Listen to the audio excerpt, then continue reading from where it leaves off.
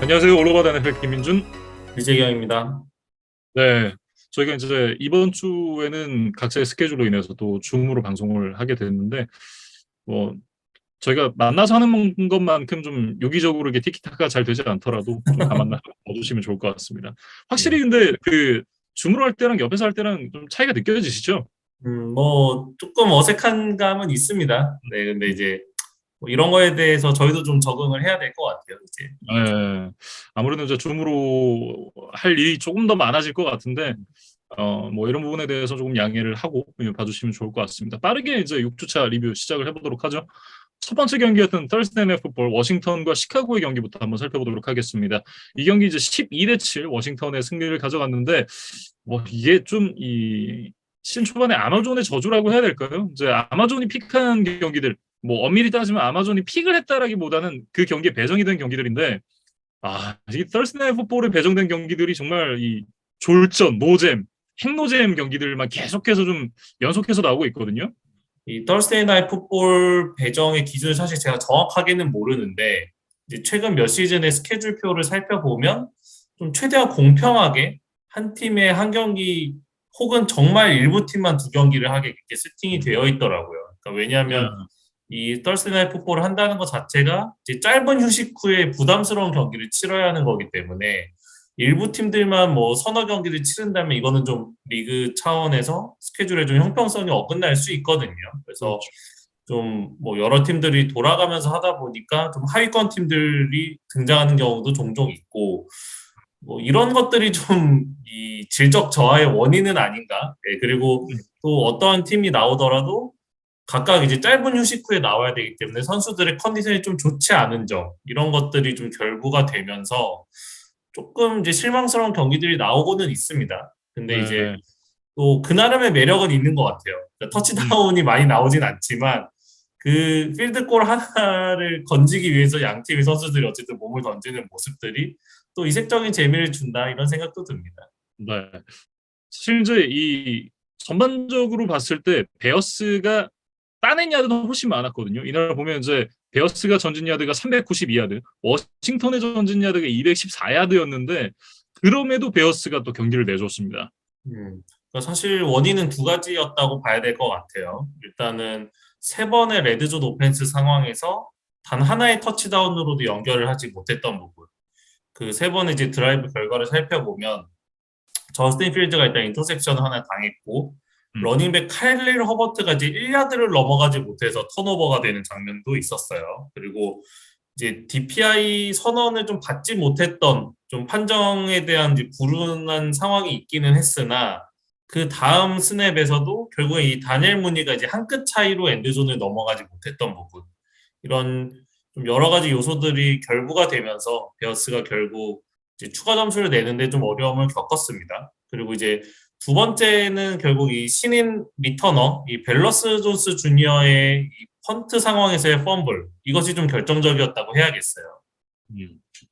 결국 이제 그러면서 자기 진영 6야드 지점에서 공격권을 내줬고 워싱턴이 이제 역전 터치다운 손쉽게 좀 가져갈 수 있었는데, 예, 말씀해주신 이제 벨러스 존스 선수가 지난 이제 4주차 자이언츠와의 경기에서도 또 사쿼터에 이 머프 펀트를 만들어내면서 또 팀의 역전 기회를 날린 바가 있었었거든요. 그러니까 계속해서 이런 부분이 나온다는 건 뭐 실수는 한 번은 할 수는 있는데 실수가 계속해서 반복이 되면 실력인 거잖아요. 근데 그런 부분에서는 어쨌든 이제 좀 이 신인의 출발이 좀 좋지 않다. 사실 이제 신인으로서 커리어를 어떻게 출발하는지가 이 선수의 커리어가 얼마나 길어질 수 있는가를 좀 좌우하게 되는 그런 부분이 없잖아 있는데, 일단 출발이 좀 좋지 않은 것임은 분명한 것 같습니다.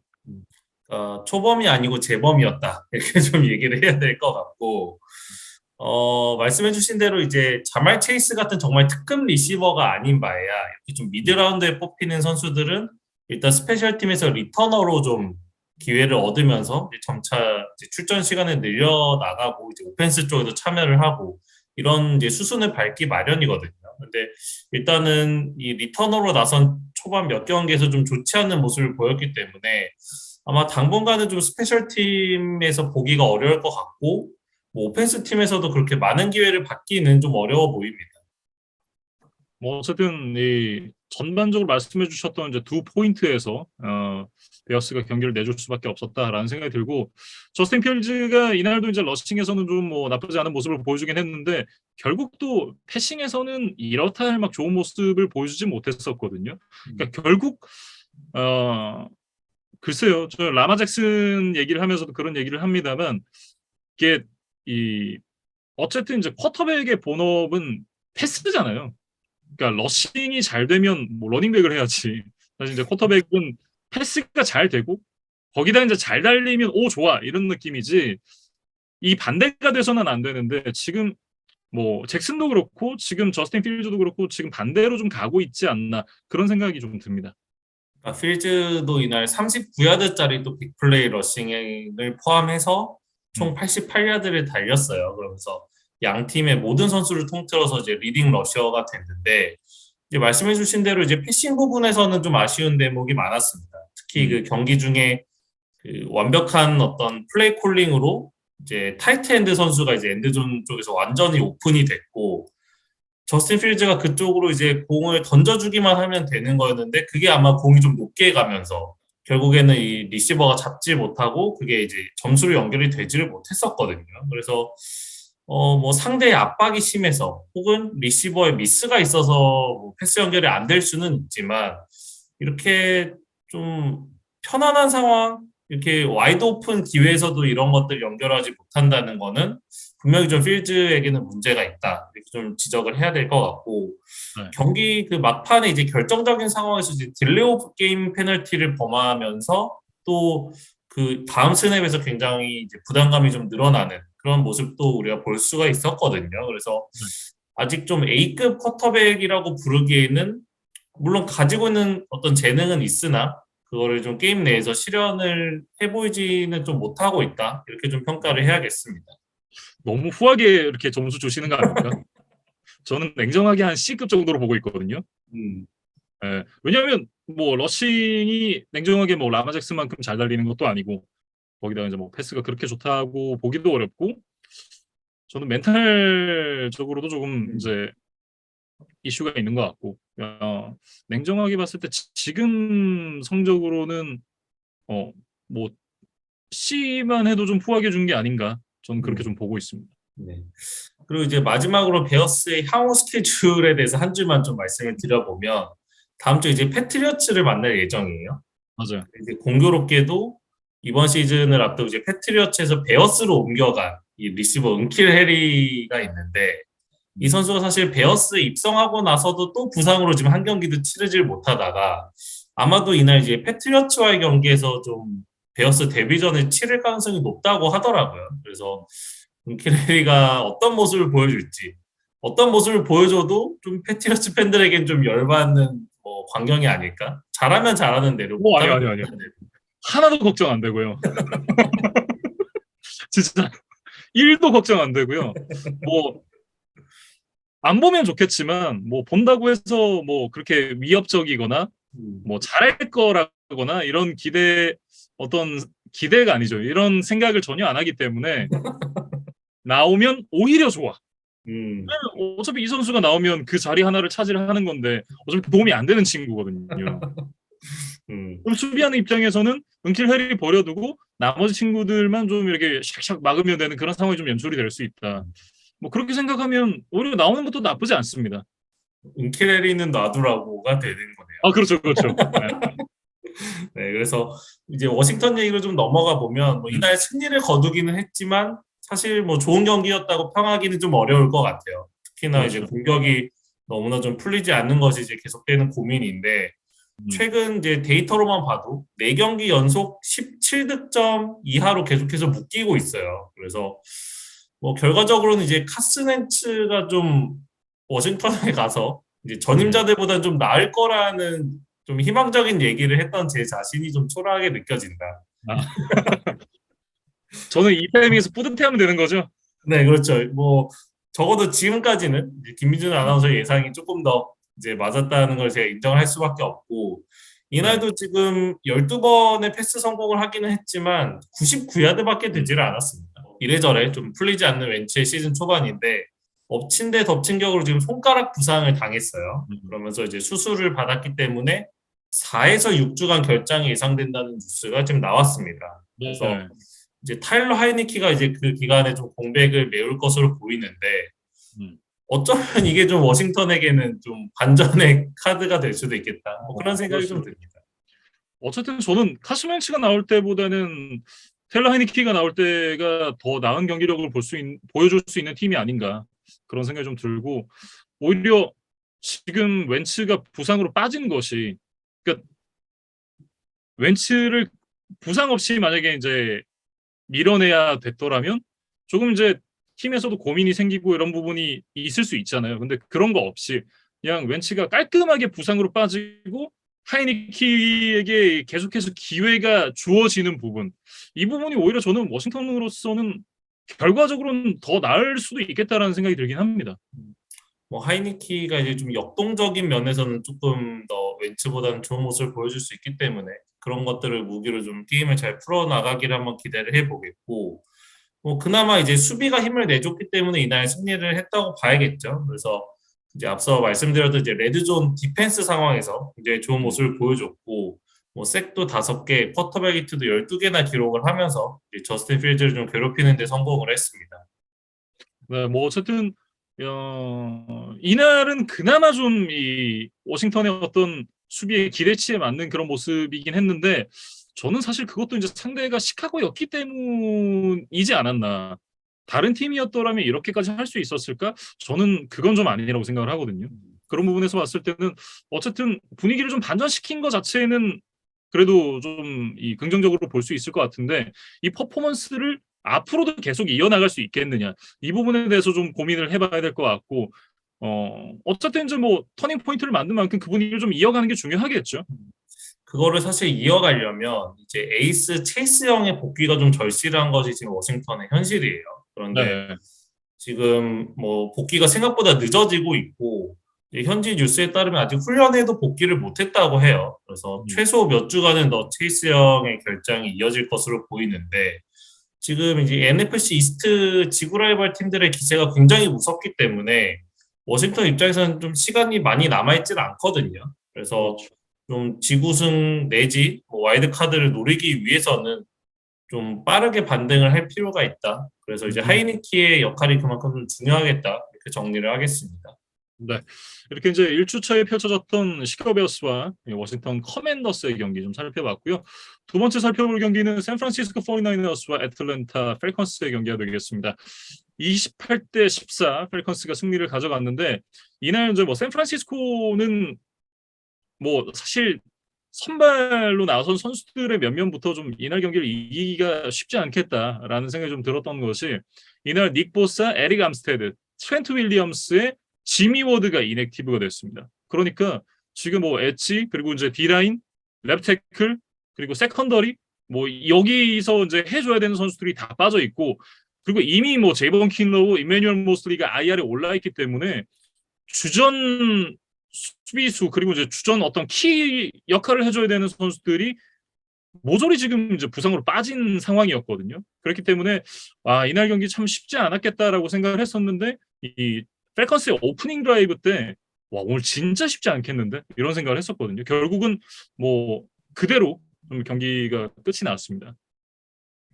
나이너스가 사실 이번 시즌 굉장히 탄탄한 수비를 보여주고 있었는데 결국에는 그 수비를 지탱하던 키플레이어들이 이렇게 동시에 많이 빠지다 보니까 결국에는 이제 펠컨스에게 좀 많은 실점을 하고 말았어요. 그러니까 보면 이날 이제 뭐 나이너스가 쉽지 않은 상황에서 굉장히 분전을 하긴 했습니다. 근데 이날 이 애틀랜타가 무려 40번의 러싱을 시도를 하면서 이 상대의 약점을 정말 잘 공략을 했고 결국 이제 애틀랜타가 좀 무난한 승리를 가져갈 수 있었습니다. 이날 패스 시도가 14번, 러싱이 40번이었을 정도로 거의 뭐 묻지마 러싱을 했었던 애틀랜타였고 역시 뭐 부상의 장사가 없다라고 봐야겠죠. 뭐 세컨더리 쪽도 그랬지만 뭐 D라인이 거의 초토화가 돼 있는 상황이기 때문에 이날 이제 뭐 러싱에 거의 대처가 계속해서 안 되는 모습이 꾸준하게 나왔었는데 그리고 이제 이 아서 스미스가 데릭 헨리, 라이언 테너의 이 타이탄스의 돌풍을 일으킨 어떤 그 공격을 만든 장본인이잖아요. 이런 식의 이제 공격 운영에는 사실 이제 경험도 많고 이날 경기에서도 이 운영 자체가 런 운영에는 좀 도가 트였다라는 모습을 좀 보여줬는데 그러면서 이제 뭐 마커스 마리오타도 굉장히 좀 부담이 많이 줄었고 이날 스탯 보시면 14번 패스 시도했는데 13번 성공입니다. 90%가 넘는 패스 성공률. 그리고 이제 패싱 터치다운도 2개, 러싱 터치다운도 하나가 있었으니까 뭐 마리오타가 이거보다 더 잘할 수는 없었다. 저는 그렇게 생각을 하고 있습니다. 마리오타에게 확실히 부담을 줄여주면서 좀 효율적인 경기 운영을 했던 것 같고, 사실 아서 스미스 감독이 이제 펠컨스에 부임했을 때, 물론 뭐 타이탄스의 좋은 공격을 이끌었던 인물이라는 점 저희가 높게 평가를 했지만, 펠컨스가 사실 러싱 오펜스가 그렇게 강력한 팀이 아니었기 때문에 과연 그 타이탄스에서 성공했던 방식을 그대로 가져올 수 있겠느냐에 대해서는 제 개인적으로 좀 회의감이 있었거든요. 근데 이제 네. 아서 스미스 감독이 이제 펠컨스에서 지낸 시간이 좀 더 길어졌고, 그래서 팀을 좀 장악하고 선수단을 파악하는 시간이 이제 끝났다 보니까 타이탄스에서의 어떤 그런 경험들을 잘 살려와서 이제 좀 펠컨스의 이식을 지금 성공적으로 하고 있는 것으로 보여요. 그래서 네. 최근에 브라운스와의 경기에서도 이제 펠컨스가 굉장히 많은 러싱 야드를 기록했던 것으로 제가 알고 있는데, 펠컨스가 좀 맷 라이언의 어깨에만 기대던 좀 최근에 어떤 오펜스에서 좀 벗어나서 이제 새로운 방식을 좀 선보이고 있다. 그리고 그게 좀 잘 통하는 시즌 초반입니다. 네. 뭐 어쨌든 이 애틀랜타는 정말 원활하게 좀 경기를 굴려갔고 그러면서 구영애 선수가 그 필드골을 찰 기회가 없었습니다. 네, 이날 엑스트라 포인트만 4개를 찼는데 4개 모두 이제 깔끔하게 성공을 시켰고 나이너스는 뭐 딴 얘기보다 부상 얘기를 좀 해야 될 것 같은데 선수들 정말 잘 꾸려놨잖아요. 그래서 어떻게 보면 건강만 하다라고 하면 계속해서 이제 슈퍼볼에 도전을 할 수 있는 그런 이제 팀을 저는 만들어 놨다라고 생각을 하는데 매년 이제 이런 부상 문제가 계속되고 특히나 지난 시즌부터 올 시즌까지는 좀 심각한 수준이거든요, 그게. 근데 그러다 보니까 지금 이제 계속해서 뭐 선수단의 어떤 이 컨디셔닝 파트 그리고 이제 경기장의 어떤 잔디 문제 이런 부분들이 계속해서 얘기가 나오고 있는데 이날 경기에서도 이날 뭐 샘슨 이브캠이라든지 차바리어스 워드 선수가 또 부상으로 경기를 중간에 이탈하는 모습도 있었고 전반적인 이 잔디 문제의 개선 그리고 컨디셔닝 파트에 대한 어떤 개선이 필요하다. 좀 그렇게 얘기를 해야 될 것 같습니다. 건강하지 못하면 경기를 어떻게 이기겠어요? 사실 이제 나이너스가 6주차 경기가 끝난 이후에 크리스찬 맥카프리 트레이드 영입에 성공을 했어요. 그래서 맞아요. 오늘 이제 기사가 떴죠. 네, 이 부분은 저희가 이제 캐롤라이나 경기를 좀 다룰 때 그리고 좀 자세하게 다뤄볼 예정이기는 한데 어쨌든 맥카프리도 또 부상에 대한 이슈가 있는 선수였기 때문에 이 그렇죠. 리바이스 스타디움의 잔디를 과연 이겨낼 수 있겠느냐 뭐 사실 뭐 기대보다는 좀 걱정이 또 앞서는 것도 사실이고 네. 맥카프리가 왔다고 해서 지금 모든 나이너스가 가지고 있는 문제를 지금 해결해 주는 건 아니거든요. 네, 그래서 좀 좋은 동료들이 있을 때 맥카프리도 더 힘을 낼 수 있는 선수이기 때문에 어떤 이제 기존에 있던 선수들의 좀 부상 회복이 더 시급해 보이는 나이너스입니다. 네. 이렇게 좀 정리를 해보도록 하겠습니다. 샌프란시스코 49어스와 애틀랜타 펠컨스의 경기 살펴봤고요. 다음은 이제 뉴욕 제츠와 그린베이 패커스의 경기가 되겠습니다. 와, 2주의 가장 충격적인 경기였어요. 27대 10으로 뉴욕 제츠가 승리를 가져왔습니다. 이거 진짜 아마 그 재미로 맞추라 그러면 맞추시는 분들 계셨겠지만 돈 걸라 그러면 맞추시는 분들 한 분도 안 계셨을걸요. 그러니까 뉴욕의 두 팀이 2주 연속 그린베이를 잡아내는 뭐 기염을 토했다고 해야 될까요? 사실 네. 최근에 자이언츠나 제츠는 이제 승리보다 패배가 훨씬 익숙했던 팀들이기 때문에 그리고 이제 에런 로저스를 그대로 보유하고 있는 그린베이는 뭐 누구나 인정하는 강팀이기 때문에 이 2주 연속 이런 결과가 나왔다는 거는 많은 NFL 팬들에게 좀 충격적인 뉴스로 다가오지 않았을까 이렇게 좀 생각이 되고 네. 제츠가 달라진 것은 무엇일까? 여기에 대해서 일단 좀 얘기를 해봐야 될 것 같은데 뭐 무엇보다 좀 신인 선수들의 맹활약에 대한 이야기를 먼저 좀 하고 싶습니다. 일단 뭐 브리스 홀이랑 소스 가드너 선수에 대한 얘기가 될 것 같은데 이 두 선수가 지금 이 각각 뭐 오펜시브 루키 오브 더 이어, 디펜시브 루키 오브 더 이어 후보로 강력하게 급부상을 하고 있거든요. 그러니까 러닝백 브리스 홀 같은 경우에는 이날 116 러싱 야드 이제 한 개의 터치다운을 기록을 했는데 좀 비하인드 스토리를 이제 찾아보니까 더 좀 인상 깊은 장면이 하나 있더라고요. 사실 브리스홀이나 이제 34야드 터치다운을 하나 기록했던 것이 굉장히 결정적이었는데 이게 원래 당초 이 제츠의 오펜스가 구상했던 스킴대로 흘러간 게 아니라고 해요. 어, 그러니까 이제 브리스홀의 인터뷰에 따르면 원래 이제 쿼터백으로부터 자신이 공을 넘겨받은 뒤에 리시버 게럿 윌슨에게 이제 리버스 패스를 통해서 이제 공격을 전개하는 게 원래 플랜 A였는데 음, 스냅이 시작되고 상대 수비의 위치를 보니까 그 리버스 패스를 했다가 이제 태클 포 로스를 당하겠다는 좀 판단을 했다. 어, 그래서 차라리 내가 직접 러싱을 하는 거를 선택을 했는데 그게 이제 터치다운까지 연결이 된 거죠. 그래서 사실 뭐 우연 혹은 운이라고 생각하실 수도 있겠지만 어쨌든 신인 선수가 이런 순간적인 판단을 통해서 기질을 발휘해서 뭔가 전화위복의 상황을 만들어냈다는 거는 굉장히 인상적으로 저는 개인적으로 지켜봤고 뭐 소스 가드너 같은 경우에는 거의 완벽한 모습을 계속해서 보여주고 있습니다. 그러니까 네, 이날도 지금 자신을 향해 날아온 6번의 패스 중에 단 한 개, 그리고 8야드밖에 허용을 하질 않으면서 에런 로저스를 이제 완벽하게 봉쇄를 했는데 저는 이제 앞서 말씀해주신 DROI를 넘어서서 프로볼이나 올프로까지도 노려볼 수 있는 페이스가 아닌가. 음, 적어도 지금까지 활약은 그렇게 좀 기대가 돼요. 그리고 네, 뭐 이날 퀸앤 윌리엄스가 또 앞선에서 좋은 활약을 2개 색을 해준 것도 또 제츠 승리의 이제 발판이 됐다. 그렇게 좀 보여집니다. 네. 그리고 이제 이날 이제 제츠 선수들이 램보 필드에 가면 이제 팬들이 많이 쓰고 있는 그 치즈 모자 있잖아요. 음, 치즈 모자를 쓰면서 또 그 굉장히 또 이슈가 되기도 했었는데, 근데 브리스홀이 이제 4쿼터에 터치다운 성공시키고 나서 램보 립 이제 그 담장 위에 뛰어 올라가지고 팬들이랑 기쁨을 누리는 그 세레브레이션을 이제 패커스 선수들이 하는데, 이날 또 이 브리스홀 선수가 이 램보 리프를 하면서 또 팬들과 기쁨을 함께 누렸고, 소스 가드너 선수가 앞서 말씀드렸던 이제 치즈 모자를 쓰면서 이렇게 또 화제가 됐었습니다. 그러니까 사실은 이제 패커스 팬들에겐 좀 기분 나쁠 만한 뭐 장면이었다고 해야 될까요? 어떻게 보면 좀 사실은 도발로 그렇다고 봐요. 받아들여질 수 있겠죠. 예, 근데 음, 이게 제츠 선수들이 뭐 그냥 기분이 좋아서 아니면 뭔가 상대를 도발하기 위해서는 아니었고 나름 네. 그들의 이유는 있었어요. 뭐그 이유에 음, 대해서 뭐 정당했냐 아니냐에 대해서는 뭐 팬분들마다 생각이 다를 수 있겠지만 어쨌든 음, 제츠 선수들이 아무 생각 없이 그런 행동을 한 건 아니었습니다. 그러니까 네. 왜냐하면 이 NFL 사무국이 이제 최근에 계속 인터내셔널 게임의 비중을 높여가고 있잖아요. 음, 근데 이제 인터내셔널 게임이라는 것 자체가 어쨌든 긴 이동 거리를 시즌 중에 이제 겪어야 되는 거기 때문에 사실 팀들에게는 좀 뭐 시즌의 플레이 좀 꼬이는 약간 좀 번거로운 일일 수도 사실 있어요.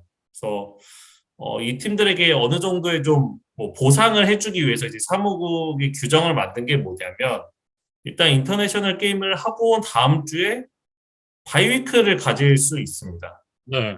네, 그래서 좀 멀리 갔다 와서 좀 재정비를 하고 이제 본토에서 나머지 시즌을 치르는 이제 그런 것도 가능하고 음, 근데 이제 바이위크를 이때 받는 게 우리 팀에 유리하지 않겠다라고 생각하는 팀들은 경기를 치르되 이제 남아있는 스케줄 중에 어떤 팀과의 경기를 할지를 정할 수 있게 해준다고 해요. 음, 네, 그래서 앞선 지난주에 패커스가 이제 자이언츠와의 런던 게임을 치르고 왔기 때문에 바이위크를 갖거나 혹은 내가 좀 쉽게 이길 수 있을 것 같은 대진을 갖고 와서 그 다음 주에 붙이거나 이 두 가지 선택지가 있었는데 패커스의 선택은 이제 제츠와의 홈 경기였거든요. 네. 사실 일견 일리는 있습니다. 뭐 사실 제츠가 이번 시즌 전에 평가 역시 좋지 않았고 또 지금 아직 시즌 초반이기 때문에 바이위크를 벌써 가져가는 것이 조금 나중을 위해서는 좀 아껴두는 게 더 좋겠다 이런 생각을 분명히 할 수 있는 거거든요. 네, 그래서 그렇죠. 패커스가 이제 제츠와의 홈 경기를 골랐는데 이게 결국 제츠 선수들에게는 좀 강한 동기부여가 됐던 것 같아요. 음, 네, 그래서 최근에 뭐 타이리 킬에게도 한번 입을 놀렸던 타이리 킬에게도 한번 시원한 복수에 성공을 했고 어떻게 보면 이제 자신들을 좀 만만하게 봤던 패커스에게도 좀 이렇게 복수를 성공하다 보니까 뭐 나름의 좀 이런 셀러브레이션을 통해서 좀 뭐 복수를 완성했다고 해야 될까요? 뭐 그런 네. 좀 일련의 행동들이 있었던 것 같습니다. 조심해야겠는데요. 패트리어츠 아, 뭐 무섭네요. 예. 선수단도 혹시 제치에 관해서 이런 발언을 한 게 있는지 김희재 선수 좀 체크를 해보셔야 될 것 같아요. 뭐 바란이라기보다는 기존에 쌓인 게 많이 있으니까. 이렇게 저희가 이제 뭐 유령부터 시작해가지고 뭐 그 동안 굉장히 일이 많았었잖아요. 뭐 제가 기억하기로 그 벨리시 경감님이 약간 꼽주는 느낌으로 딜리 오브 게임 연속으로 2번 했던 것도 제츠전이었던 걸로 기억을 하는데 그리고 아마 서드다운에서 브래디에게 펀트를 지지했던 것도 저는 제치전으로 알고 있거든요. 어, 네. 업보가 쌓여가지고 지금 그 딜미터기 터지기 직전이거든요. 아, 무섭네요, 진짜. 예, 겁납니다. 제츠와 패트리어츠의 어떤 라이벌리도 또 이번 시즌 좀 재밌게 봐야 될 것 같고, 라이벌리라고 얘기하기에는 이제 제츠가 너무 강팀이 됐어요. 네. 저희가 지금 지구 꼴찌거든요. 네. 그래서 그것도 한번 좀 재밌게 봐야 될 것 같고, 아직 팀마다 이제 6경기 정도밖에 치르질 않았기 때문에, 물론 굉장히 조심스럽기는 합니다. 근데 AFC 전체 컨퍼런스 순위에서 제츠가 지금 6번 시드를 차지하고 있고요. 자격이 있어요. 네. 네, 그리고 어떤 이제 지구별 뭐 시드 배정 룰을 제외한 그냥 모든 팀들의 성적 순으로만 나래비를 세워보면 차저스, 칩스와 함께 지금 공동 2위예요. 음, 네. 그러니까 빌스 다음에 차저스, 칩스, 제츠가 지금 동일선상에 있거든요. 네. 지금 2티어로 올라와 있는 상황입니다. 물론 팀들이 이제 따닥따닥 붙어 있으니까 이 순위가 지금 크게 뭐 의미는 없다고 하실 수 있겠지만 제츠가 그만큼 엄청난 지금 돌풍을 일으키고 있다 이렇게 좀 봐야 될 것 같고 2010년 이후에 첫 플레이오프 진출도 지금 꿈은 아닌 상황이에요. 그래서 음. 지금 뉴욕의 두 팀이 지금 동반 플레이오프 진출을 모처럼 좀 노리고 있는 그런 시즌 초반입니다. 제츠가 정말 좋은 이제 시즌 출발을 하고 있고 만약에 지금 이 지구 라이벌들 팀, 이제 뭐 패치 포함해서 뭐 빌스라든지 돌핀스를 잘 잡으면 사실은 뭐 포스트 시즌 진출이 꿈만은 아닌 그런 상황이거든요. 네, 그렇기 때문에 젊은 선수들의 좀 동기부여도 잘 될 것 같고 향후 시즌을 좀 기대를 해봐도 좋을 것 같다. 제가 제츠 얘기를 하면서 이런 얘기를 할 거라고는 진짜 꿈에도 몰랐는데 좀 기대를 해봐도 좋을 것 같습니다.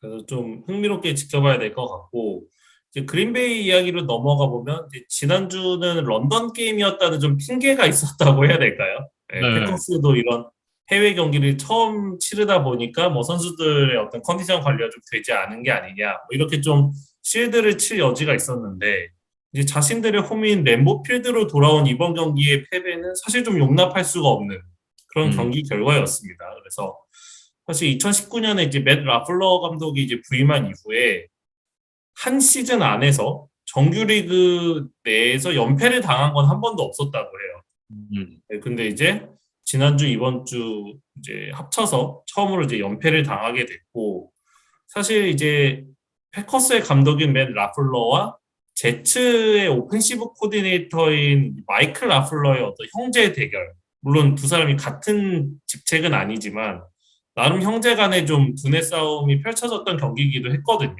근데 어쨌든 이날만큼 이제 동생이었던 마이클 라플러가 이 러싱 공격을 무기로 좀 형을 상대로 승리를 거뒀던 그런 이제 경기 결과가 있었습니다. 네. 뭐 어쨌든 그 전반적으로 올 시즌에 이제 맷 라플로에 대한 그 비판들, 특히 이제 플레이 콜링에 대한 부분들이 계속해서 좀 지적이 되고 있는데 그런 부분에서 이제 조금 자유롭기가 어렵다라는 생각이 들고 그리고 이제 이 에런 로즈 선수의 타겟이 되어줘야 될 이제 와이드 리시버 선수들이 좀 너무 좀 퀄리티가 떨어지는 것이 아니냐 뭐 이런 얘기들도 좀 나오고 있긴 한데 뭐 악으로 깡으로 버텨야죠. 네.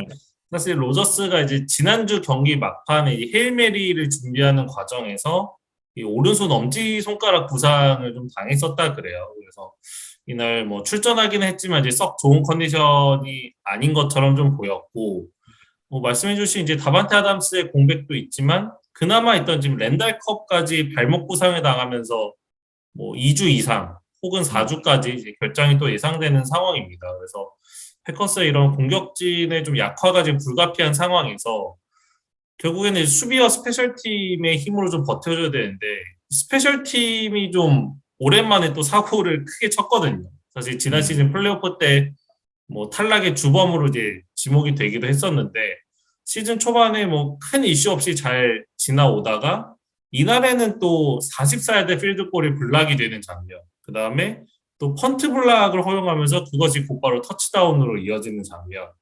그 다음에 이제 상대 리터너를 전혀 제어하지 못하면서 좀 많은 리턴 야드를 허용하고 필드 포지션 싸움에서 계속해서 밀렸던 거. 이런 부분들이 좀 쌓이면서 패커스가 좀 리드를 계속해서 잃어가는 그런 이제 주요 요인이 되기도 했습니다. 네. 뭐 어쨌든 뭐 지난주에도 저희가 잠깐 얘기를 했었습니다만 뭐 리시버 영입을 좀 해야 되는 것이 아닌가 뭐 이런 얘기들이 현지에서도 나오고 있고 그리고 좀 이제는 좀 필수가 된 것 같다 그런 생각이 좀 드네요. 이제 뭐 지난주까지 좀 옵션으로 느껴졌다면 이제 랜달 컵까지 빠졌기 때문에 어떤 머릿수를 채우는 차원에서라도 뭐 주전급으로 뛸 수 있는 선수 최소한 한 명의 영입은 반드시 좀 필요한 상황이 아닌가 싶습니다. 네. 이렇게 이제 뉴욕 제츠와 그린베이 패커스의 경기 얘기를 해봤고요.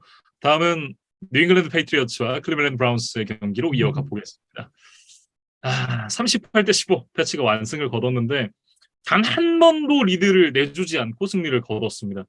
뭐 최근에 패트리어츠가 그런 모습을 많이 보여주지 못했었기 때문에 굉장히 좀 만족스러운 경기였다 이렇게 좀 얘기를 해야 될 것 같고 이날 뭐 시작부터 굉장히 좋았죠. 칼더가의 인터셉션으로 이제 경기를 시작을 했기 때문에 굉장히 출발이 좋았었는데 이날 이제 이 라몬드레 스티븐슨의 역할이 굉장히 중요했습니다. 왜냐하면 이날 맥 존스가 못 나왔고 데미안 해리스도 햄스트링 부상으로 이제 이넥티브가 됐었거든요. 이날 아마 제 기억에 넬슨 에글로도 이넥티브로 못 나왔던 걸로 기억을 하는데 어쨌든 이제 베일리 제피의 부담을 좀 덜어주기 위해서는 이 라몬드레 스티븐슨 선수의 활약이 좀 반드시 필요했던 경기였고 이 스티븐슨이 이날 이제 76 러싱 야드에 2개의 터치다운 15 리시빙 야드를 기록을 하면서 이 역할을 충분하게 또 해줬던 그런 경기가 되었습니다. 그리고 이제 5주차부터 좀 사람 구실을 하고 있는 헌터 헨리가 61야드에 시즌 첫 터치다운 또 기록을 하면서 좋은 모습을 2주 연속으로 보여줬고 저는 근데 이 베일리 제피의 활약이 가장 좀 놀랍다라고 얘기를 하고 싶은 게 이날 보시면 이제 34번의 패스 시도 중에 24번 성공. 그러니까 70%가 넘는 패스 성공률에다가 309 패싱 야드 2개의 터치다운. 무엇보다 이 안정감이 굉장히 뛰어나요. 그러니까 저는 개인적으로 맥 존스가 보여줬던 모습보다 베일리 제피가 보여주고 있는 모습이 뭐 누가 더 낫다라고 얘기를 하긴 좀 어렵습니다만 안정감은 베일리 제피 쪽이 조금 더 위다라는 생각이 들거든요. 사실 댈러스의 쿠퍼 러시와 함께 어떻게 보면 백업 쿼터백 뭐 반란이라고 해야 될까요? 뭔가 신화의 뭐 체험판 정도를 보여주고 있다고 해야 될까요? 뭐 사실은 좀 뭐 시즌 전에는 뭐 누구도 이름을 언급하지 않았던 선수였는데 뭐 맥 존스의 부상 이후에 지금 기회를 얻었고 그 기회를 굉장히 잘 살리고 있거든요. 그래서 이게 조금 더 놀라운 이유는 이제 댈러스 같은 경우는 뭐 워낙 러닝백이나 스킬 플레이어진 오펜시브 라인에 대한 어떤 선수들의 탤런트나 뎁스 이런 것들이 좋은 편인데 반해서 패트리어츠는 사실 뭐 빌 벨리책의 어떤 지도력은 있으나 공격 자원들의 클래스가 그렇게 높다고 보기는 좀 어렵습니다. 근데 그렇죠. 그런 선수들을 데리고서 또 이렇게 좀 빠르게 자리를 잡고 안정감 있는 모습을 보여준다는 것 자체가 좀 굉장히 놀라웠어요. 네. 특히나 이제 패치가 원하는 그 짤짤이 패스를 굉장히 좀 잘하는 모습을 보여주면서 만족감을 굉장히 좀 많이 줬던 그런 멜리 제피 선수였고 저는 이제 뭐 전반적으로 다 괜찮았던 것 같아요. 특히나 이제 이 가장 좀 긍정적이었다라고 생각이 드는 부분은 경기 마지막에 이제 브라운스 쪽으로 분위기 좀 넘어갈 수도 있는 그런 상황들이 여러 번 있었는데 그 브랜든 스쿨러가 머프드 펀트 리커버를 하면서 또 분위기 가져오고 타이칸 스원튼이 바로 제스 휘브로 터치다운 만들어내면서 또 경기에 쐐기를 받고 거기다 이제 가시오가 펌블 유도하고 칼 데이비스가 리턴을 만들어내면서 그 다음에서 또 이제 라몬드레 스티븐슨이 터치다운을 만드는 그런 모습이 있었거든요. 그러면서 싹 이제 관뚜껑 닫고 끝까지 덮는 이런 이제 모습을 보여줬었는데 그러면서 이제 마지막까지 경기를 실링하는 그런 모습이 좀 많이 인상적이었고 만족스러웠던 그런 경기였습니다. 다만 불만도 있는데 이날 페널티가 너무 많았어요. 1쿼터에만 페널티가 5개 나왔고 그 이날 경기에서 12개인가 나왔을걸요. 그리고 이제 야드도 거의 뭐 92야드 뭐 이 정도 내줬던 걸로 이제 기억을 하고 있는데 그러면서 계속해서 좀 경기의 흐름이 끊기는 그런 모습들이 있었거든요. 그러니까 이게 이 정도로 페널티를 내주면 사실 이날 이제 상대가 브라운스였기 때문에 승리를 거둘 수 있었지. 강팀을 만나서 이렇게 페널티를 많이 줬다? 그러면 영혼까지 털렸을 거예요. 그러니까 이런 부분은 빠르게 좀 개선을 할 필요가 있다라는 생각이 듭니다. 한창 좋았을 때 어떤 규율이 잘 짜여진 패트리어츠와는 여전히 좀 거리가 있는 모습이었다. 이렇게 좀 말씀을 해주신 것 같은데, 그래도 이날 이 빌 벨리책 감독에게는 또 의미가 있는 그런 승리이기도 했습니다. 네. 이날이 이제 영감님의 통산 324번째 승리였습니다. 이게 정규 시즌, 포스트 시즌을 포함한 그런 기록인데, 그러면서 이제 이 부분 역대 2위 기록을 조지 알라스, 이 예전 이 베어스 구단주죠. 그 구단주가 갖고 있었는데, 벨리책 감독이 이제 타이 기록을 이 경기를 통해서 이제 작성을 하게 되었습니다. 그리고 이제 이 경기가 뭐 영감님한테도 굉장히 좀 큰 의미가 있었던 경기지만 그 왕꼰대 영감님, 우리 이제 크래프트 구단주 영감님한테도 굉장히 좀 큰 의미가 있었던 것이 사실 이제 그 이 구단주 영감님이 그 6개 우승 반지를 또 하나 추가를 했잖아요. 그러니까 지난 이제 10월 14일이었나요? 이 새 장가를 드셨거든요. 그 전에 이제 아내분이 이제 그전 아내분이랑 이제 사별을 하고 나서 그러고 나서 이제 2017년도인가부터 이제 새롭게 만난 그 여자분이 있는데 이분의 이름이 이제 데이나 블룸버그라고 그 안과 의사라고 하더라고요. 이제 2017년부터 만나서 올 초에 약혼을 했고 그리고 이제 결혼까지 이어졌는데 진짜 재밌었던 건 그 사람들은 결혼식인 걸 몰랐대요. 어, 그냥 이제 파티 초대를 받아가지고 갔는데 결혼식이네? 이렇게 된 거죠. 그래서 이날 이제 굉장히 많은 사람들이 왔었다 그래요. 보면 이제 뭐 톰 브레이디 사진에서도 이제 경기 중계 중에 나왔었는데 톰 브레이디도 왔었고 뭐 본조비, 로저 구델 커미셔너에 이제 NBA의 애덤 실버 커미셔너도 왔었고 엘튼 존 뭐 여러 사람들이 이제 초청을 받아서 왔는데 또 벨리책 영감님도 당연히 이제 초청을 받았는데 갈까 했는데 할 일이 많아서 안 갔다. 축하한다. 라고 얘기를 했다 그래요. 진짜 한결같죠, 사람이. 뭐 그게 어쨌든 또빌 벨리책 감독의 이제 매력이죠. 예, 예. 뭐 근데 바쁜 건 아는데 그래도 결혼이잖아요. 가서 얼굴은 좀 비쳤으면 좋지 않았을까라는 그런 생각이 좀 들고 이날 이제 축가를 믹밀이라는 이제 래퍼가 있는데 그 옆에서 이제 에드 시어런이 이제 기타를 또 쳐줬거든요. 그 믹밀이 자작곡을 또 써와가지고 이제 축가를 불러줬다고 하고 어쨌든 이제 뭐 그 깜짝 결혼식을 하게 된 이제 왕꼰대 영감님이 또 굉장히 좀 기분 좋은 결혼 선물을 받았다. 뭐 이렇게 좀 정리를 해보겠습니다. 저는 이 로버트 크래프트가 이제 톰 브레디와 어깨를 나란히 했다. 이렇게 좀 정리를 하고 싶어요.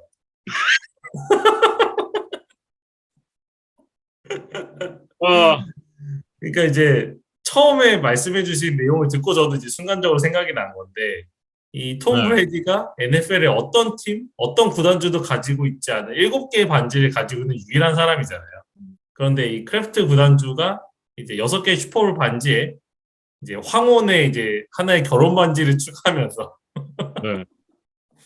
브레이디와 좀 어깨를 나란히 했다. 이런 뭐 음, 멘트로 좀 요 결혼 소식을 좀 정리를 하고 싶습니다. 그리고 이제 브라운스 얘기로 좀 넘어가 보겠습니다. 브라운스가 이날 이제 제데비안 클라우니랑 이 덴젤 워드가 나오질 못했거든요. 뭐 클라우니는 발목이랑 무릎 팔꿈치 쪽에 좀 부상이 있었고 이날 덴젤 워드는 컨커션으로 인해서 경기를 나서지 못했는데 이 두 선수가 빠진 상황에서 우리 또 자코비 브리세 선생님이 또 크나큰 친정 사랑을 보여줍니다. 이날 이제 뭐 패스 성공률이 50%가 채 안 됐습니다. 46.7%의 패스 성공률 기록을 했었고 그리고 이제 266야드에 터치다운이 하나가 있긴 했습니다만 또 인터셉션 2개가 있었거든요. 아주 크나큰 친정사랑과 함께 패츠가 좀 손쉽게 승리를 가져갈 수 있지 않았나 뭐 이렇게 보고 있습니다. 역시 뭐 브라운스 하면 닉첩과 카리먼트라는 이제 리그 최고의 러닝백 듀오를 이제 보유하고 있는 팀인데 사실 그 좋은 무기들을 좀 활용하지 않은 것은 아닌가 그런 아쉬움은 좀 들어요. 네, 물론 이제 그런 부분도 있거든요. 경기가 끌려갔기 때문에 러싱 공격을 좀 많이 가져가기 좀 어려웠던 부분도 분명히 있습니다만 이미 전반에 브리셋으로는 안 된다라는 게 너무 보였기 때문에 그렇다라고 한다면 이제 점수 차가 크게 나지 않는 상황에서 좀 러싱으로 좀 타이트하게 경기를 가져갈 필요도 있었다라는 생각이 들긴 하는데 좀 그런 부분에 집중하지 못했던 것이 좀 아쉽다라는 생각이 들고 진짜 풋볼은 볼 때마다 뭐 보면 볼수록 정말 이제 모르는 게 나오는 것 같은데 이날도 또 하나의 새로운 지식이 추가가 됐습니다. 펌블이 된 공을 일부러 손으로 쳐서 사이드라인 바깥으로 내보내면 반칙이에요. 일리걸 배팅이라는 반칙인데 이게 10야드 페널티에 다운도 하나 깎아먹는 그런 반칙이거든요. 정말 매주 또 새롭게 배우고 있습니다. 그러니까 이제 사이드라인으로 나갔을 때 공격권이 유지되는 팀 입장에서는 뭔가 우리가 확실하게 리커버를 할 수 있다는 확신이 없으면 이제 천에서 아무도 못 갖고 가게 해서 이제 우리가 공을 갖자 이런 이제 일종의 뭐 꼼수를 부릴 수 있잖아요. 그래서 아마 그런 것들을 좀 방지하기 위한 룰이 아닌가 싶습니다. 어쨌든 뭐 또 새로운 지식이 하나 추가되었다. 뭐 이런 얘기와 함께 패트리어츠와 브라운스의 경기는 좀 마무리를 지어보겠습니다. 다음은 이제 잭슨빌 제기어스와 인디애나폴리스 콜츠의 경기가 되겠습니다. 이 경기는 이제 34대 27 인디애나폴리스 콜츠가 승리를 가져갔습니다. 뭐 5년째 반복되고 있는 홈 스윗 홈 시리즈입니다. 이 두 팀이 정말 원정에 가서는 패배를 하고 자신의 홈에서는 또 승리를 지켜내는 그런 흐름을 몇 년째 좀 유지를 하고 있어요. 그래서 이번 시즌도 1주차 잭슨빌의 홈에서는 잭슨빌이 그다음에 6주차 콜츠의 홈에서는 콜츠가 승리를 거두면서 올해도 좀 서로의 홈에서 1승씩을 나눠 가진 뭐 그런 이제 제규어스와 콜츠의 뭐 이번 시즌 성적이었는데 사실 3쿼터까지는 잭슨빌이 그래도 리드를 좀 지켜가는 흐름으로 펼쳐지다가 4쿼터에 이제 콜츠가 2개 터치다운으로 경기를 뒤집었는데 뭐 그중에 그래도 가장 중요했던 걸 하나만 말씀드리면 이 경기 종료 17초 전에 나왔던 신인 리시버 알렉 피어스의 이제 32야드 리시빙 터치다운이 있었거든요. 그래서 이 장면이 결국에는 좀 승부를 갈랐던 뭐 한 장면이었는데 콜츠가 이제 한 점을 뒤지고 있었던 입장이었고 이미 필드골 레인지 안에 들어가 있었기 때문에 사실 뭐 조금 보수적으로 혹은 안정적으로 경기를 운영한다면 그 서드다운 상황에서 이제 러싱 공격을 시도해서 거리를 최대한 좁히고 이제 키커에게 마지막 역전 기회를 주는 이런 운영이 사실은 좀 뭐 확률 높은 공격이라고 해야 될까요? 뭐 그렇게 좀 볼 수가 있는데 아마 제거스도 이 시나리오를 그리고 있었겠죠. 이제 그러다 보니까 러싱 수비에 좀 집중을 하고 있던 틈을 맷 라이언이 잘 파고 들어서 이제 허를 찌르는 어떤 플레이 콜링 그리고 딥볼 시도가 성공을 거두면서 콜츠가 이제 승리까지 얻어낼 수가 있었습니다. 네. 이날 이제 이 맷 라이언 선수의 성적 보시면 58번의 패스를 시도를 했습니다. 패스가 50번을 넘기기가 참 쉽지 사실 40번을 넘겨도 정말 많다라고 얘기를 하는데 50번을 넘겼고 거의 60번에 가까운 패스를 시도를 했으니까 정말 많은 패스를 시도를 했고 이날 이제 42번의 성공 389야드에 또 인터셉션 없이 3개 터치다운을 성공을 시켰거든요. 그러니까 콜츠에 합류한 이후에 맷 라이언이 보여준 어떤 기록 중에는 가장 좋았다. 이렇게 좀 얘기를 할 수 있겠습니다. 그러니까 이런 흐름이 어느 정도 좀 예상이 됐던 것이 조나단 테일러가 결국 이넥티브 명단에 오르면서 2주 연속 결장을 했어요. 네. 그리고 뭐 테일러의 공백을 물론 약간 유형은 다르지만 이제 테일러 역할을 좀 대신해줘야 되는 나임 하인즈마저 이날 경기 나서질 못했기 때문에 결국에는 이제 패싱 공격의 비중을 높일 수밖에 없는 환경이었습니다. 그래서 이런 뭐 다소 좀 부담스러울 수 있는 상황이었는데 맷 라이언이 이제 잘 해줬고 뭐 이날 라이언은 이제 승리뿐만 아니라 또 이제 개인적인 기록도 하나 세우게 됐는데 돌핀스의 이제 전설적인 쿼터백이었던 댄 마리노를 넘어서 역대 정규리그 패싱 야드 7위에 이름을 올리게 됐습니다. 6만 1,500야드예요. 그러면서 지금 이제 승리까지 거뒀는데 이 페이스대로 이번 시즌을 잘 마무리한다면 이번 시즌만 지금 5,000 패싱 야드 페이스로 가고 있거든요. 그래서 뭐 이 기록을 그대로 뭐 간다는 전제하에 어디까지 갈 수 있느냐를 좀 계산을 해보니까 필립 리버스의 63,440야드 그리고 빅벤의 64,088야드를 넘어서 역대 5위까지 올라갈 수 있는 페이스예요. 그래서 뭐 그 이상은 좀 뭐 1, 2년 더 뛴다고 해서 쉬워 보이지는 않는데 어쨌든 맷 라이언이 역대 5위까지는 뭐 큰 부상이 없다면 좀 올라갈 수 있지 않을까 기대를 좀 해봅니다. 뭐 빅벤까지는 사실 좀 잘 모르겠습니다만 어쨌든 필립 리버스의 기록은 뭐 큰 이변 없다면 깨지지 않을까라는 그런 생각이 좀 들고 잭슨빌 얘기로 좀 넘어가서 잭슨빌은 사실 이제 그 콜츠의 러싱 디펜스가 워낙 견고하잖아요. 근데 그거를 깨고 좋은 모습을 또 보여줬음에도 결국은 이제 승리를 거두는 데는 좀 어려움이 있었던 점이 돌이켜보면 좀 뼈아프지 않을까라는 생각이 드네요. 콜츠의 러싱 디펜스가 이날 경기 전까지 이제 경기당 평균 100야드를 채 내주지를 않는 굉장히 견고한 수비였어요. 근데 이날 잭슨빌의 어떤 러싱 공격이 243야드를 기록을 했으니까 예상외로 굉장히 좀 잘 풀린 거죠. 그래서 트래비스 이티엔이라든가 자마이카 헤이스티 이런 선수들이 뭐 40야드 이상의 빅플레이들을 여러 차례 성공시키면서 기세를 올렸는데 결국엔 이제 팀의 패배로 좀 모든 것이 빛이 발한 그런 모양새가 됐습니다. 지난주에 이제 뭐 ETN이 한 경기 좋은 모습 보여주긴 했었지만 이런 모습을 꾸준하게 계속 보여줘야 되고 아직까지는 좀 버스트에 가깝다 뭐 이런 얘기를 했던 기억이 나는데 뭐 두 경기 연속 일단 이 100야드를 넘기는데 성공을 한 점은 좀 고무적입니다. 다만 조금 좋은 모습을 보여줘야 되는 이제 크리스찬 커크의 활용도가 좀 떨어지고 있다 이런 부분이 좀 고민이 될 것 같고 더 피더슨 감독이 이제 그 부분에 대해서 이 크리스찬 커크의 비중을 높이는 걸 고민을 하고 있다라고 얘기를 했습니다만 사실 이제 뭐 터치다운이 나오는 장면 제외하고 나면 그렇게까지 뭐 활용이 잘 되고 있다 이런 느낌은 아니었거든요. 이날도 5번의 타겟에 4번의 캐치를 성공하긴 했는데 24 리시빙 야드에 불과했어요. 그래서 크리스찬 커크가 지금 받은 돈에 비해서는 좀 시즌 초반 퍼포먼스가 좋지를 않습니다. 그래서 일단은 코칭 스태프가 인지는 하고 있는데 과연 이걸 빠른 시간 내에 문제를 좀 해결할 수 있느냐는 좀 지켜봐야 되는 문제라고 생각이 되고요. 사실 조나단 테일러가 이제 결정한 시점에 콜츠가 패싱 공격을 많이 해올 거라는 거를 분명히 잭슨빌도 알았을 텐데 결국에는 맷 라이언 압박에 실패했다는 점이 좀 이날 이제 페인이 아닌가 저는 그런 생각이 들어요. 그래서 네.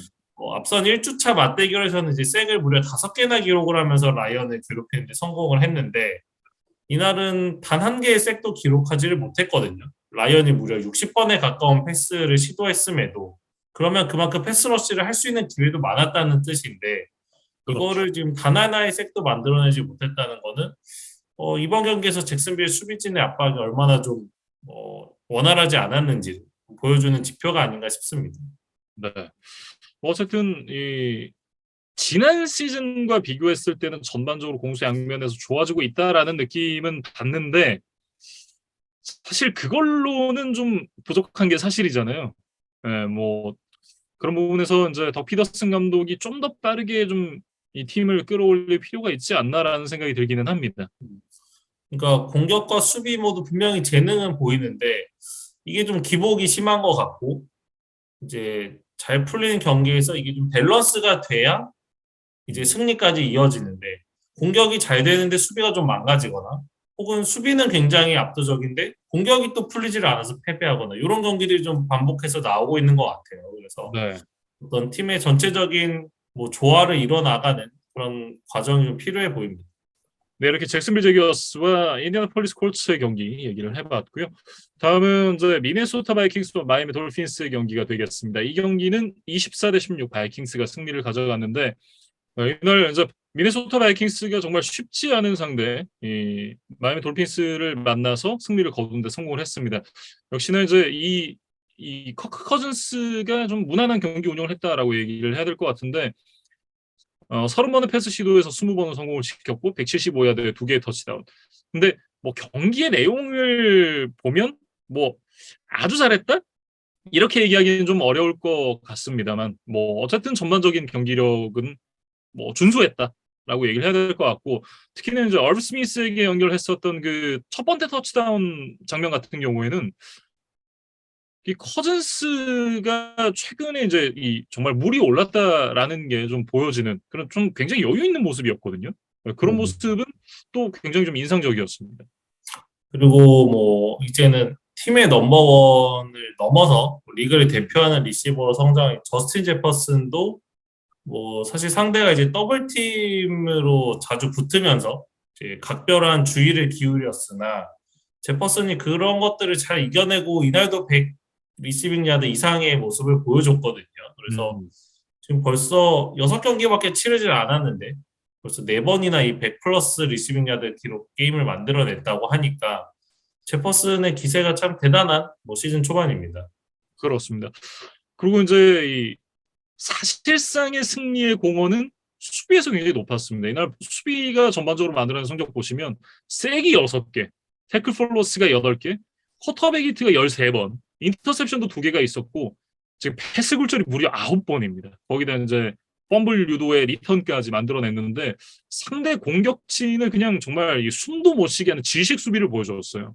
그러니까 바이킹스가 한참 좀 플레이오프에 자주 나가고 할 때는 이렇게 좀 좋은 수비를 분명히 가질 때가 있었습니다. 근데 이제 그 선수들이 좀 나이를 먹고 팀을 이제 하나둘씩 떠나면서 좀 그런 이제 단단한 모습들이 해체되는 그런 과정들을 겪기도 했는데 그래도 이번 시즌에는 좀 다시 이 바이킹스의 수비가 좀 자리를 잡는 뭐 그런 모양새인 것 같아서 또 굉장히 반갑다는 생각이 들더라고요. 특히나 이제 이날 해리슨 스미스가 인터셉션 하나에 패스 콜출 2개, 펌블 유도를 하면서 세컨더리에서 또 좋은 모습을 보여줬고 특히 이 펌블 유도는 역전 위기에서 공격권을 가져오는 이 경기의 승부를 갈랐던 플레이였거든요. 굉장히 좀 의미가 있었다라고 얘기를 해야 될 것 같고 그리고 이제 제다리어 스미스, 패트릭 존스가 각각 멀티색을 기록을 하면서 팀의 승리에 기여를 했습니다. 물론 이제 뭐 4쿼터에 끌려가던 마이애미가 좀 급발진을 하면서 타이릭 힐이 177야드, 마이크 게스키가 69야드에 2개 터치다운을 기록을 하긴 했습니다만 앞서 이제 해리슨 스미스의 펌블 유도 이후에 캠린 바이넘의 펌블 리턴 그리고 이제 경기 내내 막혔었던 델빈 쿡이 53야드짜리 러싱 터치다운을 기록을 했고 거기다 이제 패트릭 피터슨의 인터셉션이 나오면서 이제 경기에 좀 쐐기를 박을 수 있었던 그런 이제 바이킹스였는데 전반적으로 이제 어 지난 시즌에 어떤 보여줬던 마무리를 하는데 좀 어려움이 있었던 모습에서는 어느 정도는 좀 탈피를 한 것 같다라는 생각이 듭니다. 그리고 이제 마이애미 이야기를 해보면 어떤 시즌 초반에 뭐 대단했던 기세가 결국에는 좀 이어지지 못하는 모양새인데 역시 이제 투아의 부상이 결정적인 요인이었다고 봐야겠죠. 그래서 예, 다른 선수들이 아무리 좋은 활약을 하더라도 이 주전 쿼터백이 좀 중심을 잡아주지 못하면 팀이 이렇게 흔들릴 수 있구나라는 거를 지금 마이애미 돌핀스가 잘 보여주고 있는 것 같습니다. 네. 이날 이제 이 투아가 컨커션 프로토콜을 통과는 했습니다.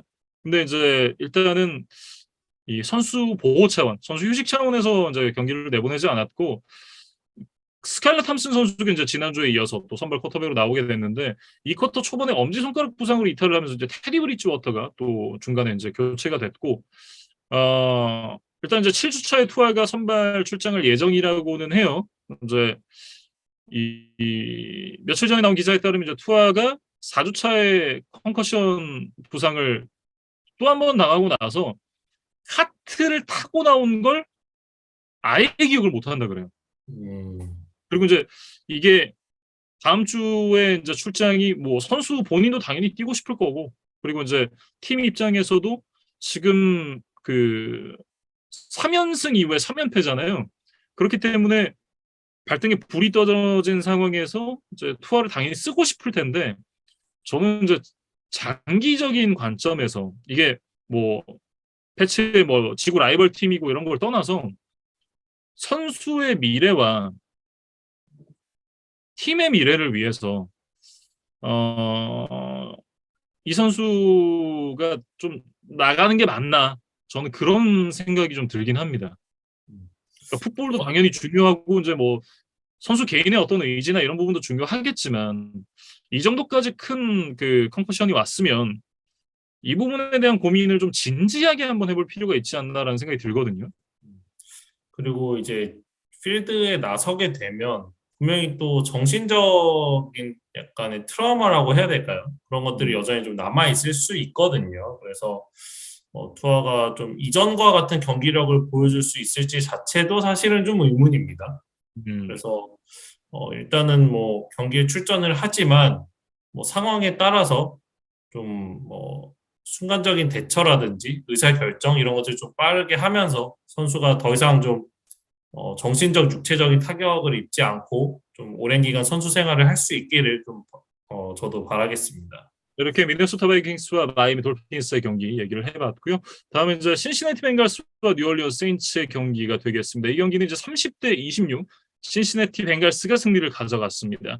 벵갈스의 전 쿼터백이었던 앤디 달튼 그리고 새로운 벵갈스의 쿼터백 이 조 버로우가 맞대결을 펼치는 그런 경기가 됐는데 결국 이제 신흥 쿼터백 이조 버로우 선수가 승리를 가져가는데 성공을 했습니다.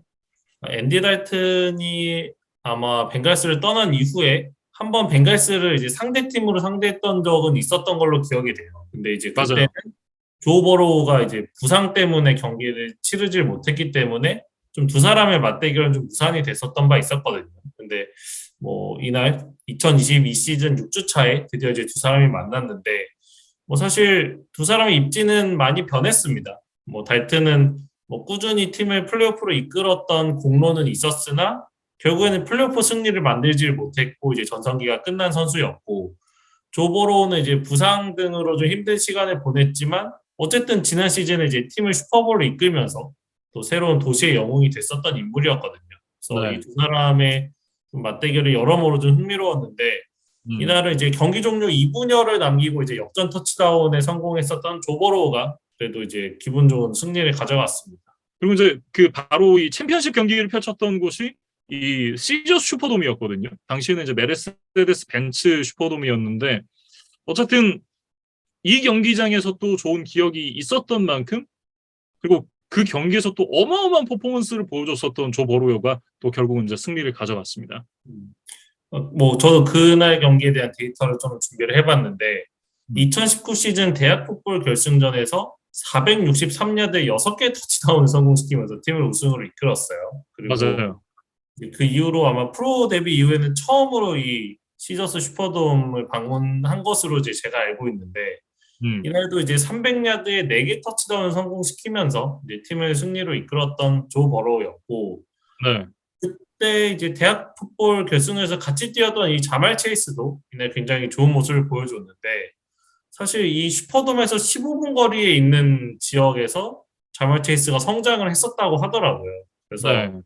이 근처에 뭐 가족이나 친구들이 이제 굉장히 많다고 하는데 그래서 약 70여 명의 지인이 이날 슈퍼돔을 방문해서 자말 체이스를 응원을 했다고 합니다. 그래서 사실 자말 체이스가 지난 시즌의 파괴력만큼 이번 시즌에는 좀 생각보다는 좀 잠잠했던 이제 초반이었는데 어떤 이제 가까운 사람들의 응원 또 그리고 자기가 익숙한 필드에서 뛰다 보니까 이런 것들이 조금 더 동기부여가 됐는지 이날 132야드 2개 터치다운을 하면서 이제 지난 시즌 괴물 같은 모습을 모처럼 이제 재현을 했고 그리고 앞서 말씀드렸던 그 경기 막판에 있었던 역전 터치다운도 이 자말 체이스가 상대 수비를 잘 벗겨내면서 이제 터치다운까지 연결을 했던 그런 좀 멋진 장면이 있었습니다.